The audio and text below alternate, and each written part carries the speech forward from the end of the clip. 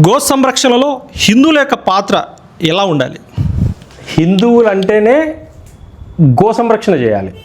కాబట్టి గో సంరక్షణ అనేటువంటిది వీళ్ళకు ఉండాలి, వీళ్ళకు ఉండకూడదు అనేటువంటి ఎక్కడ లేదు. ఎందుకంటే హిందువులు గుడికి వెళ్తారు కదా, మరి ఏ గుడికన్నా వెళ్ళినప్పుడు మీరు గోవు యొక్క ప్రతిమ చూస్తారు, లేదంటే గోవు యొక్క పెయింటింగ్ చూస్తారు, లేదంటే గోవులే ఉంటాయి గుళ్ళల్లో, అటువంటి గుళ్ళని చూస్తారు. మరి శివాలయానికి వెళ్తే నందిని మొక్కకుండా శివుణ్ణి మొక్కడం నిషేధం. నంది పర్మిషన్ లేకుండా శివుణ్ణి మొక్కినా కూడా కోరికలు ఫలించవు. ఇది అందరికీ తెలుసు, ఇదేం పెద్ద పాండిత్యం ఏం కాదు. మరి అటువంటప్పుడు నంది అంటే రాతిలో ఉన్నాడని మీరు అనుకుంటున్నారా? గోవు అంటే పెయింటింగ్లో ఉంది, చాలా చక్కగా వేసినటువంటి పెయింటింగ్లో ఉంది అని అనుకుంటున్నారా? లేదు. ప్రతి గోవులో ముక్కోటి దేవతలు ఉన్నారు, ప్రతి నందిలో ధర్మం ఉంది, ప్రతి నందిలో శివుడు ఉన్నాడు. ఈ విషయం చాలా తక్కువ మందికి తెలుసు. ఎందుకు అని అంటే ఈ యాంత్రిక ప్రపంచంలో పడిపోయేసేసి ప్రతి ఒక్కరూ గోవులను వాళ్ళ పాపాలు తొలగించుకునేటువంటి ఒక ప్రక్రియ కింద ఏర్పాటు చేసుకొని గోవులను పూజిస్తున్నారు. కానీ ఇది కాదండి గో సంరక్షణ అంటే. గో సంరక్షణ అంటే కేవలం బొట్లు పసుపులు పూసి స్నానాలు చేయించేసేసి హారతులు ఇచ్చి పూలదండలు వేసి వాటి కింది నుంచి దూరి నా పాపాలు పోయినాయి, నా ఫ్యామిలీ పాపాలు పోయినాయి, నేను జన్మజన్మల నుంచి చేసినటువంటి పాపాలు పోయినాయి అని అనుకుంటే చాలా మూర్ఖత్వం అది. గో సంరక్షణ అంటే గో సంరక్షణ కన్నా ముందు మనం చేయవలసినటువంటి పని గోపోషణ.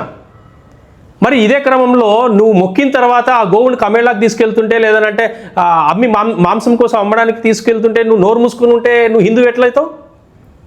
మనం హిందువులం ఎట్లయితాం? కాం కదా.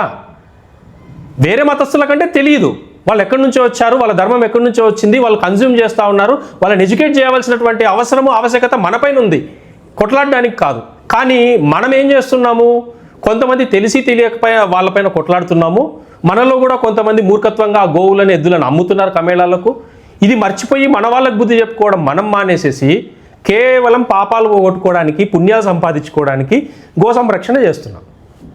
ఇది గో సంరక్షణ కాదు. గోవు పోషణ చేయాలి. పట్టణమాసాల్లో ఉండేవాళ్ళు గోశాలలకు వెళ్ళి గడ్డి తినిపించండి, పిల్లలకు నేర్పించండి గోవు యొక్క ప్రాశస్త్యత గురించి. ఎద్దులు రేపొద్దున రాబోయే కాలంలో మ్యూజియంలో చూడాల్సిన పరిస్థితి వస్తుంది. ఎక్కడైనా గవర్నమెంట్ ఆఫీస్కి వెళ్తే నంది విగ్రహం ఉంటుంది, ముందర లోపల ఎంట్రన్స్లలో పెట్టుంటారు. ఎందుకు పెట్టుంటారు? నంది అంటే ఎద్దు లేనిది ఎక్కడి నుంచి నంది వస్తుందా? ఒక విగ్రహం రూపం వస్తుందా?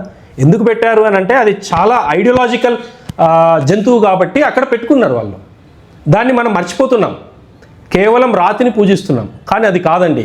ఈ ట్రాక్టర్లు వచ్చిన తర్వాత నంది యొక్క విశిష్టత తగ్గిపోయింది. కానీ నంది సాక్షాత్తు శివపుత్రుడు. అది పార్వతీమాత ఒప్పుకున్నటువంటి విషయం.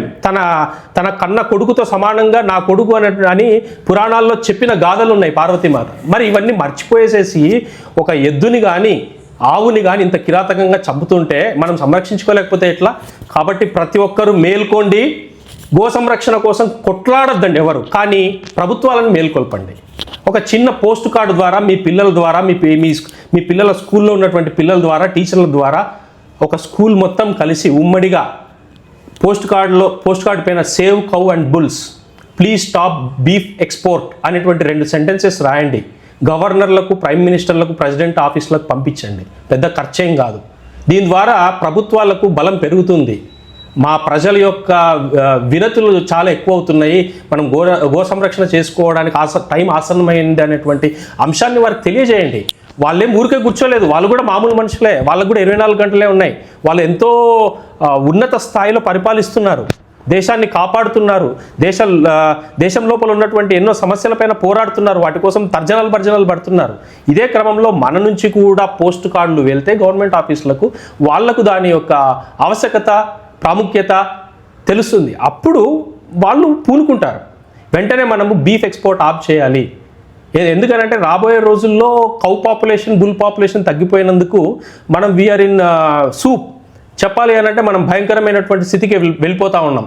పొల్యూషన్ ఏ విధంగా పెరుగుతూ ఉంది అని అంటే మనం ఊహించరాని విధంగా కార్లు, బైకులు వాడుతూ ఉన్నాం. కాబట్టి మనందరం హిందువులం ముఖ్యంగా చేయవలసినటువంటిది ఏంటి అని అంటే గోవులను పూజించడంతో పాటు సంరక్షించడం నేర్చుకోండి.